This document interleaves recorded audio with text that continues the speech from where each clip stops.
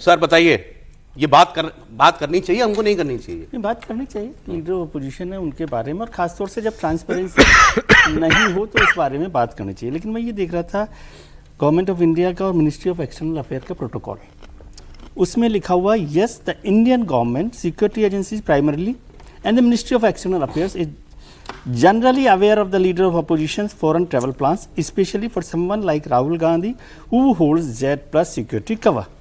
Protectees under Z+ cover must inform authorities in advance per Yellow Book protocols. CRPF provides security. मतलब बिना सरकार की जानकारी, बिना प्रोटेक्ट जो एजेंसीज हैं, मुमकिन नहीं है। इमिग्रेशन से तो गए ही होंगे ना? इमिग्रेशन से गए, और वो पासपोर्ट जो है वो डिप्लोमेटिक पासपोर्ट है, तो उस पर तो सारी मोहर लगी होती है। तो या तो संबित जी को नहीं पता होगा, सरकार उनको नहीं बताती होगी। सरकार को बता देना चाहिए। नहीं, सरकार क्यों बता दे? सर, ये तो सरकार की जरूरत होगी तो बता देगी। एक लाइन बोलूं? नहीं, अगर सरकार से पूछा जाए तो क्या सरकार से को नहीं, सर मैं पूछ रहा हूँ, क्या सरकार से पूछा जाए तो सरकार को बता देना चाहिए? नहीं बताना चाहिए, नहीं बताना चाहिए, क्योंकि वो तो सिक्योरिटी की बात है। नहीं, वो तो सरकार को तय करना है। नहीं, मैं तो ये कह रहा हूँ कि ये सवाल ऐसा नहीं है ना, इसको आप ऐसा रहस्य बना रहे हैं कि किसी को नहीं पता। बिल्कुल रहस्य, इसीलिए बिल्कुल और आपने अच्छी की बात कह दी, क्योंकि लोग फिर ये कहते हैं सरकार को सब पता है। मैंने आपसे कहा कि सरकार को बता दे। जिस दिन सरकार ये बता देगी उस दिन सरकार के कपड़े फाड़ डाले जाएंगे कि किसी की प्राइवेट यात्रा की डिटेल्स लिख कर। नहीं ना, तो सरकार क्यों बताएगी? तो सरकार बताएगी। सरकार को पता है कि सरकार वो कोई यात्रा ऐसे कि सरकार को बताना नहीं चाहिए और राहुल गांधी और कांग्रेस पार्टी बताएगी नहीं। एक तो चीज और किसी और को चिंता होनी नहीं चाहिए। कांग्रेस को और राहुल गांधी को बताना चाहिए। सरकार मैं ये कह रहा हूं, डिप्लोमेटिक पासपोर्ट पर वो किस देश में गए हैं बस इतना ही पता हो सकता है। हाँ, तो वही तो पता होगा। लेकिन वो कहां पर गए हैं, हम भी उतनी बात उसमें कहां पर एक कमेंट आपका सर, आगे बढ़ते हैं जी। देखिए, मुझे थोड़ा सा आज जो है ना, ये विजय जी ने जो विस्तार से बताया, ये मुझे लगा कि ये करना नहीं चाह रहे होंगे विजय सर, क्योंकि ये तो सामान्य जानकारी है जो सबको पता है कि कोई भी जिसका भी सिक्योरिटी लाइजन होता है जो इस तरह की चीज़ों में, तो उसका तो ये पता। तो फिर हर बार क्या सवाल करना है इस पर? नहीं, बस वहीं मैं आ रहा हूँ। सवाल इसलिए हो रहा है सर क्योंकि वो नेता प्रतिपक्ष हैं। सवाल इसलिए हो रहा है कि छोटी छोटी चीज़ों पर कॉन्स्पिरेसी थ्योरी निकालने वाला वर्ग, वो चाहे पत्रकार हों, बुद्धिजीवी हों, नेता हों, समाज सेवी के नाम पर हों, छोटी छोटी चीज़ों पर कॉन्स्पिरेसी थ्योरीज निकालते हैं। और नेता प्रतिपक्ष 22 दिन के लिए गायब होता है, उनको कोई साजिशी सिद्धांत नहीं दिख रहा है, कुछ भी नहीं समझ में आ रहा है। और जो सबसे बड़ी बात है कि चलिए क्या मतलब है सरकार से, टीवी डिबेट करने वाले लोगों से, पत्रकारों, कांग्रेस कार्यकर्ता को ऐसे रख लिया आपने, टेकन फॉर ग्रांटेड।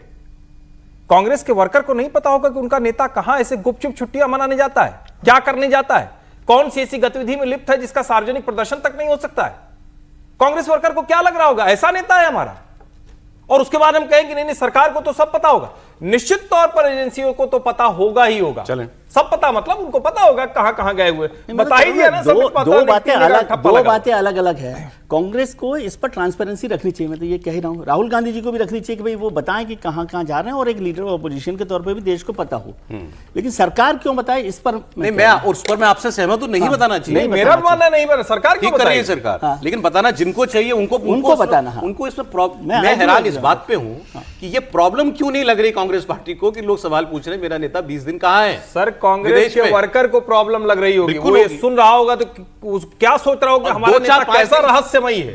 5-7 दिन के लिए तो वो अक्सर ही जाते हैं, इस बार 20 दिन 22 दिन की बात है भाई, बड़ा लंबा पीरियड होता है, इसलिए ये सवाल उठ रहा है। एनीवे, आगे बढ़ते हुए सर, पश्चिम बंगाल से एक इंपॉर्टेंट खबर आई है। ममता बनर्जी को लग रहे झटके रुक नहीं रहे हैं। लोग जो साई की तरह साथ चलते थे वो तो छोड़ कर जा ही रहे हैं। अदालत से उनके लिए एक बड़ा परेशानी का सबब एक फैसला आया है। अलीपुर की एक अदालत ने फैसला दिया है जिसके बाद ऋतव्रत बनर्जी के गुट को असली टीएमसी की मान्यता लगभग मिल गई है।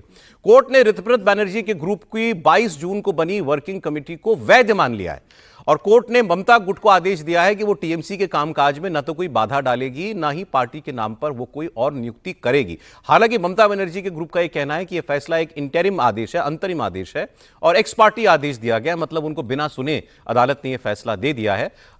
लेकिन फैसला बड़ा महत्वपूर्ण है। उन्होंने ये बताया था कि हमने अपनी ये एग्जीक्यूटिव वगैरह बुलाई थी, इसके बाद हमने ये समितियां अपनी फाइनल की। ऋतव्रत बनर्जी ने अदालत में ये कहा था, और अदालत ने कहा हाँ, इन्होंने ठीक प्रोसीजर से किया है और यही इनकी ही जो समिति है उसको मान्यता हम दे रहे हैं। जब एक ग्रुप की समिति को मान्यता दे दी तो वही ऑफिशियल टीएमसी हो गई, फिर दूसरे वाले की समिति का या उसके पदाधिकारियों का कोई मतलब नहीं रह गया। एक लाइन में बोले कि टीएमसी के चेयरमैन अरूप रॉय हैं, इसको मान लिया अदालत ने।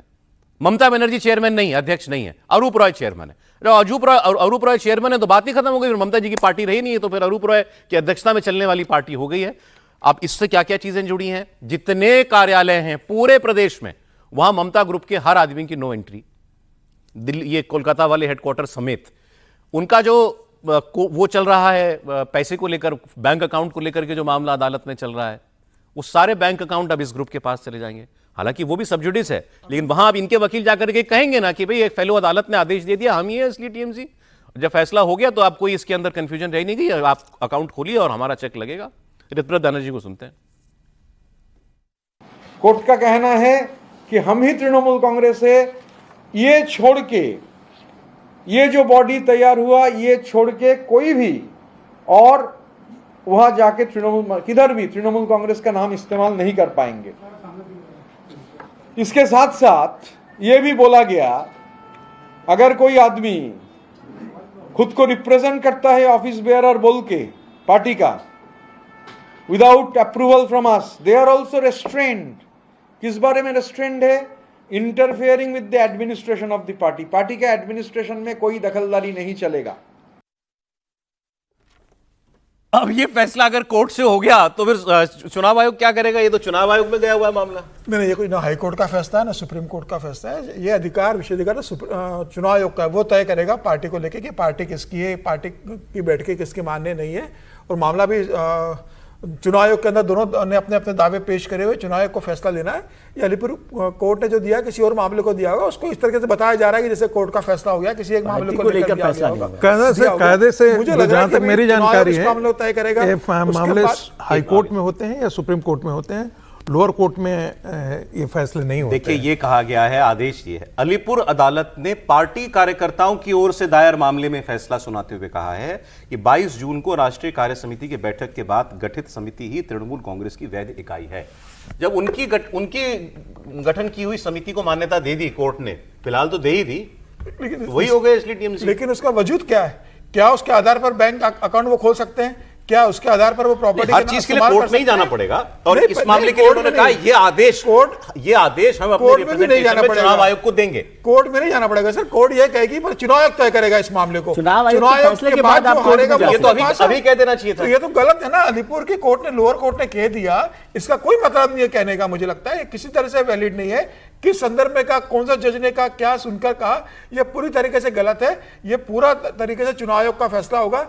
चुनाव आयोग का जो फैसला होगा उसके खिलाफ आप हाई कोर्ट, सुप्रीम कोर्ट जा सकते हो। मैं बोलूं, अलीपुर कोर्ट मामला ये था, पार्टी के वर्कर गए और वो इधर की ऋतुव्रत बनर्जी ग्रुप के ही होंगे, उन्होंने ये पिटीशन लगाई होगी जो उस पे जो आदेश से समझ में आ रहा है। साहब ये बताओ मेरा अध्यक्ष कौन है? हाँ, बस वो इतनी सी बात है। अध्यक्ष मतलब जो समिति बनाई गई, पदाधिकारी बनाए गए, मैं किसको मानूं? कमेटी के बारे में। तो उन्होंने कह दिया इनको मानूं। हाँ, कमेटी के बारे में ये है कि भाई यहाँ पर मेजोरिटी इनकी, और मजे के बाद दूसरे पार्टी से बिना पूछे डिसीजन दे दिया। सर, इन इफेक्ट बात तो वही हो गई ना। बात तो वो हो गई, लेकिन वो उसको ऑफिशियल इस तरह से नहीं, क्योंकि इलेक्शन कमेशन ही कॉम्पिटेंट अथॉरिटी है। वो डिसाइड, इलेक्शन कमीशन के फैसले के बाद आप कोर्ट में जा सकते हो कि हम इस फैसले का कोई मतलब नहीं है। इस मसला कोई मतलब नहीं है। कमेटी मतलब खासतौर से पार्टी के अधिकारों को लेकर या पार्टी के नेतृत्व को, वो तो ठीक है कि फाइनल फैसला तो चुनाव आयोग करेगा, और लेकिन इलेक्शन कमीशन के कॉम्प्लिकेशन जरूर पैदा होंगी और जो मामले चल रहे हैं उनमें।